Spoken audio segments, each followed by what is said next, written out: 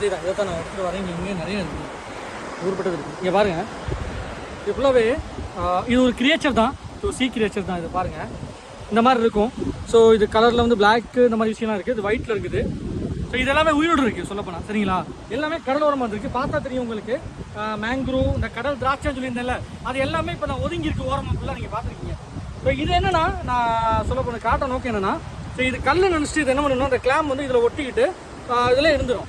So இதில் இருந்தனால என்ன நினச்சி அதுக்கு தண்ணியில் இருக்கும் அப்படின்னு நினச்சிட்டு, ஆனால் இல்லை, இது குப்பைங்கிறது அதுக்கு தெரியாதனால அது ஃபுல்லாகவே அதில் ஒட்டிட்டு, கடலால் என்றைக்குமே கடல் வந்து அது குப்பையில் சேர்த்துக்காது, வெளில தள்ளிவிடும். ஸோ அலைங்களை இதெல்லாம் வெளில வந்துருச்சுங்க. இதாங்க இந்த பால்ஸு, இந்த ரோப்ஸு, இந்த மாதிரி விஷயத்தில் வந்து ஒட்டிக்கிச்சிங்க. திரும்பி போக வாய்ப்பு இல்லை. ஸோ இது என்னென்னா அப்படி தான், இதுக்கு இறந்துருங்க. என்னன்னு தெரியல, இது எப்படி சொல்கிறது தெரியல. ஸோ இதனால தான் சொல்கிறது, கடலில் நம்ம இந்த குப்பையும் போடக்கூடாது. ஸோ கடலில் நம்ம அந்த குப்பைகளோ இந்த வகையை போடுறதுனால இதனால் ரொம்பவே டேமேஜ் ஆகுது. இப்போ பாருங்கள், இது கல் ஸ்டோன் நினச்சிக்கிட்டு அது அதில் வந்து கிரியேச்சர் என்ன ஆச்சுன்னா டெவலப் ஆகிற பண்ணிகிட்ருக்கு. பட் அதுக்கு தெரியல. எல்லாமே இதுக்கு எல்லாமே நீ உயிரோட வைக்க போகிறதில்ல, எல்லாமே இங்கிட்டு போயிடும், காஞ்சிருங்க, போச்சு. ஸோ முடிஞ்ச அளவுக்கு கடலில் குப்பை போடுறது நம்ம தவிக்கணும்.